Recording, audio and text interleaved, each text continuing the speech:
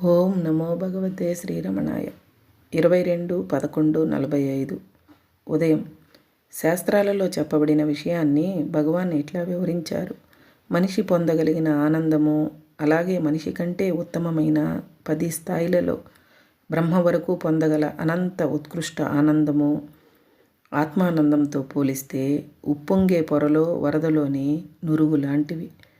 దృఢమైన ఆరోగ్యం, మంచి యవ్వనం, అధికాధికమైన ఐశ్వర్యం, అధికారము కలిగి మేధావి అయి ఉండి ఏ కొరత లేని జీవితం కలిగి సౌందర్యవతి, గుణవతి అయిన భార్య ఉన్న ఒక మనిషి ఆనందం ఊహించుకో.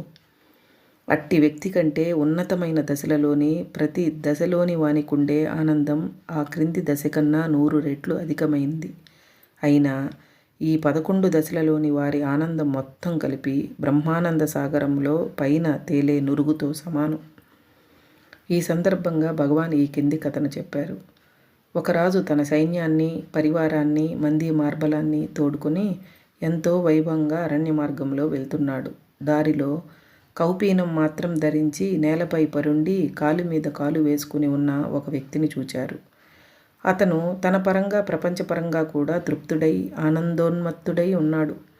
అతని ఆనందానికి రాజు ఆశ్చర్యపడి అతనిని తన వద్దకు పిలుచుకొని రమ్మని ఆదేశించారు.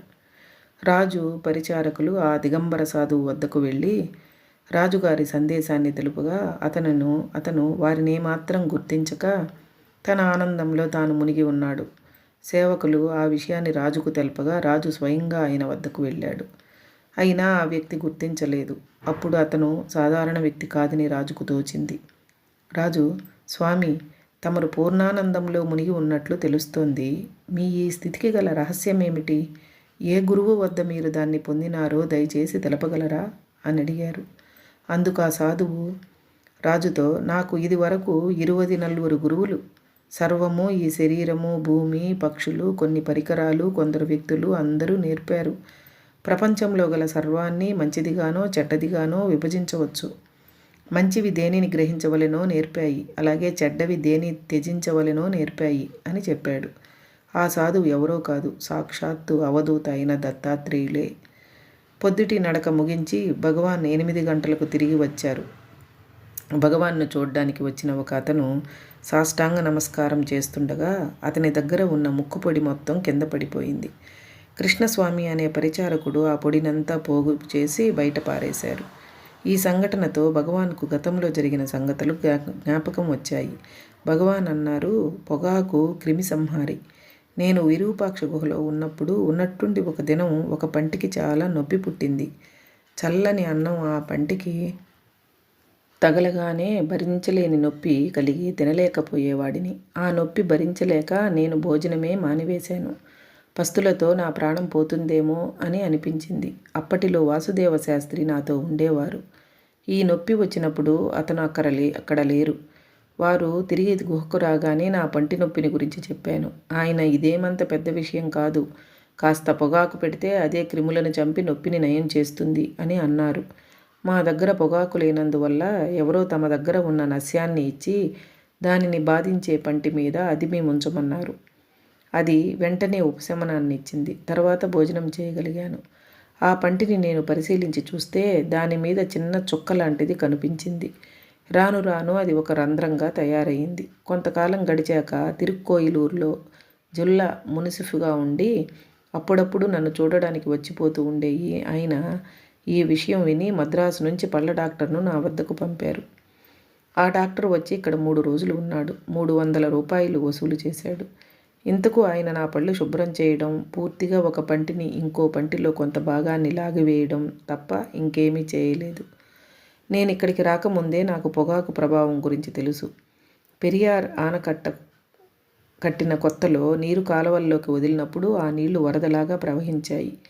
ఆ నీటిలో చాలా చేపలు ఉండేవి. బెస్తవాళ్ళు ఆ నీటిని పక్క కాలువల ద్వారా కొలనులోకి తిప్పి సిగరెట్ల కోసం ఆకులను తీసివేసిన పొగాకు కట్టలను వేసి ఉంచేవారు. చేపలు ఆ కొలనులోకి ప్రవేశించిన క్షణం పొగాకులోని విషం వల్ల చనిపోవడమో లేక స్పృహ తప్పిపోవడమో జరిగి అవి నీటిపై తేలుతూ ఉండేవి. అలా ఆ బెస్తలు కుప్పలు కుప్పలుగా చేపలను సంపాదించేవారు.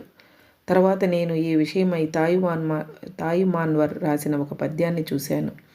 ఆ పద్య భావం: మాంసభక్షకులు వరద నుంచి పక్కకు మళ్లించి నిలువ ఉంచిన నీటిని విషమయం చేయగా అందులో చిక్కుకున్న చేపలాగా నేను గిజగిజలాడుచున్నాను. ఓ పరమేశ్వరా, నీవు నా హృదయంలో దాగి తోలుబొమ్మలా నన్ను ఆడిస్తున్నావు. కనిపించని ఆ నీ కరుణ ఏమిటో అర్థం చేసుకోవడం నాకు సాధ్యమా?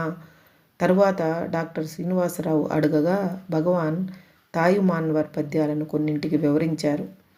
తరువాత శ్రీ హృషికేశానంద అడుగగా మధురలో మేడమీది గదిలో తాను పొందిన ఆత్మానుభవాన్ని గురించి భగవాన్ ఇలా చెప్పారు: నేను కాళ్ళు చేతులు చాపి పడుకుని మరణ దృశ్యాన్ని భావిస్తూ ఈ శరీరాన్ని తీసుకుని పోయి దహనం చేస్తారు, కానీ నేను జీవిస్తూనే ఉంటాను అని గ్రహించినప్పుడు ఏదో ఒక శక్తి, దాన్ని ఆత్మశక్తి అనండి లేదా ఇంకేమైనా అనండి, నాలో ఉద్భవించి నన్ను కైవసం చేసుకుంది. దానితో నేను మరో జన్మ ఎత్తి కొత్త వ్యక్తినైనాను. తరువాత ఇష్టాయిష్టాలు లేక అన్నింటికీ ఉదాసీనుడనైనాను. భగవాన్కు మొదట భక్తి ఎలా కలిగింది అని శ్రీనివాసరావు అడిగారు. భగవాన్: నాలో మొదట భక్తిని రేకెత్తించింది పెరియ పురాణం. మా పక్కింటాయన పుస్తకం మా ఇంట్లో ఉండేది. దాన్ని పూర్తిగా చదివాను. పైన చెప్పిన నా అనుభవం తర్వాతనే నేను రోజు గుడికి వెళ్ళి పెరియ పురాణంలో చెప్పిన 63 నాయనార్ల వంటి భక్తునిగా నన్ను చేయమని ప్రార్థించేవాణ్ణి. హరే రమణ.